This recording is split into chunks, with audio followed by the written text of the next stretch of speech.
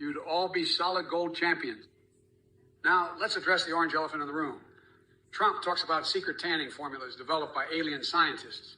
Please, the only formula he knows is how to turn his skin into a radioactive Dorito. But enough about your pathetic leader and his obsession with bronzing his bloated ego. Let's move on to more important matters, like why some of you find joy in asking mind-numbing questions about bathwater or Sylvana's Windrunner's battle cries and World of Warcraft cinematics. Are these really the depths of your intelligence? It seems you're swimming blindly through a cesspool of banality. Speaking of cesspools, I can't help but wonder what kind of repulsive pandemonium festers within your minds to come up with such twisted thoughts.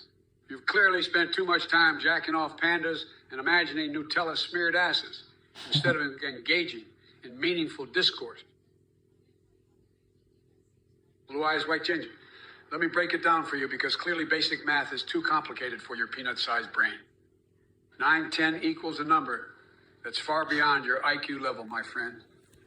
As for your question about cooking a kid, I suggest you take some cooking lessons from Hannibal Lecter himself, because only someone as twisted as you would ask such a disturbing question. And don't even get me started on why you can't get laid. Maybe it has something to do with the stench of incompetence and stupidity that emanates from every word you type. But hey, Trump's lackeys like yourself are always looking for answers in the wrong places. Here's one solution. Instead of asking meaningless questions in chat, try doing something productive with your life. Maybe learn how to read or contribute something valuable to society. Nah, who am I kidding? Looking at the garbage coming out of your mouth, and probably every other orifice, it seems clear that mediocrity is all we can expect from folks like you. So keep sitting there behind your keyboard, blue eyes, white ginger, spewing idiocy while people with actual brains make decisions that shape our world.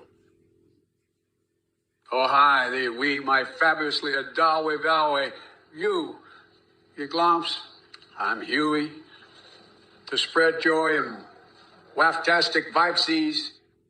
So, what year is it? Giggles it. My snuggle buggles. It's 2023 and I'm hard as President Joe Biden. We need to move back better and make this wowdy wowie a cutie pat poo place foul everyone. With all these silly soundies in my vocabulary now, you won't believe how fantastic things are. What are you talking about, Biden? Beatty Webbity action. David 70, 7080.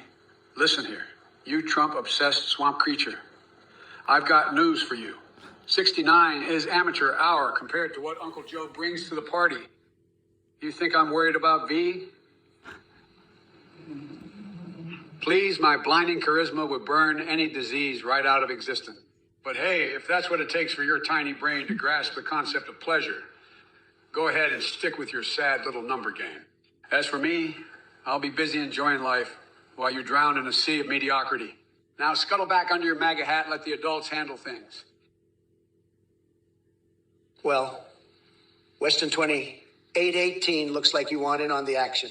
Let me tell you something. Sleepy Joe Biden's cognitive abilities are about as sharp as a wet noodle. The guy can't even form a coherent sentence without stumbling over his own words like a drunkard at an open bar. But I digress. You see, Weston 2818, when it comes to Biden, I could go on for hours about how he's nothing more than a bumbling imbecile who couldn't find his way out of a paper bag. It's sad, really. But also tremendously hilarious to witness this train wreck of epic proportions.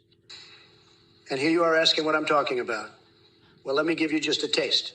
Biden has more gaffes and slip-ups than my old buddy, Wild Bill Clinton, had mistresses. And that's saying something. But don't worry, little West Honey boy. Maybe one day Biden will remember why he ran for president in the first place. Until then, sit back and enjoy the show, because trust me when I say this, it's going to be tremendous. Believe me. Bill Sven Fortiaz, you know what's worse than watching paint dry? Listening to Biden's speeches, it's like trying to decipher the